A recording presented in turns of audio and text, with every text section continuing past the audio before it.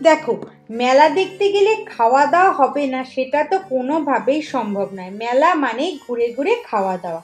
গেছিলাম folk life festival, বলা যায় বিভিন্ন দেশের নাচ গানের সাথে বিভিন্ন দেশের খাবারের প্রোগ্রাম বা মেলা যাই বলো না কেন, সাথে রয়েছে প্রচুর বাদ্যযন্ত্রের মেলা।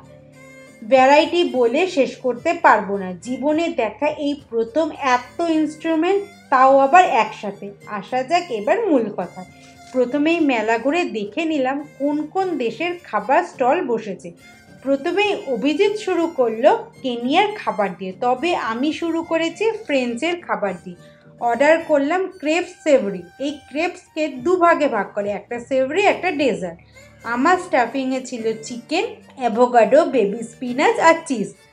অনেকটা দেখে ভাবতে পারো ধোসার মতো, কিন্তু ওরকম ক্রিস্পি মোটেই নয়। এটা একদমই হালকা পাতলা layer crepes, but still soft. Taste একদম হালকা মিষ্টি, ডেলিকেট ফ্লেভার, সাথে স্টাফিং দিয়ে খেতে কিন্তু বেশ লাগলো। এবার আর একটা অর্ডার করলাম ক্রেপ ডেজার্ট।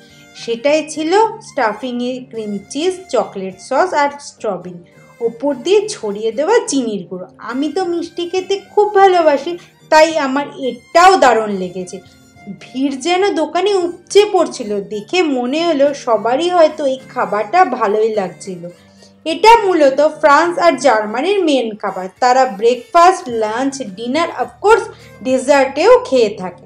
আর একটা মজার কথা হলো, এই ক্রেপস অর্ডার করে যখন আমি দাঁড়িয়ে আছি, তখন অভিজিৎ আমায় বলছিল, জানো তো, যে খাবারটার জন্য তুমি ওয়েট করছো সেটা কিন্তু বাই মিস্টেক আবিষ্কার হয়েছিল। আমি বললাম কেন? বলল হ্যাঁ, ফ্রান্সের একজন মহিলা গরম তাওয়ার উপরে এই লিকুইডটা পড়ে গিয়ে এরকম ছড়িয়ে গেছিলো, তখন থেকেই নাকি ক্রেপসের আবিষ্কার হয়েছিল। সত্যি বলতে আমি কথাটাকে বিশ্বাস করিনি, কিন্তু বাড়িতে এসে যখন ক্রেপসের হিস্ট্রি সার্চ করলাম, দেখলাম হ্যাঁ লেখা আছে অ্যাকর্ডিং টু স্টোরিজ। অনেক আমার ইতিহাস জানা হলো। গরম গরম পেয়ে গেছি হাতে, বাটারের গন্ধে ম করছি।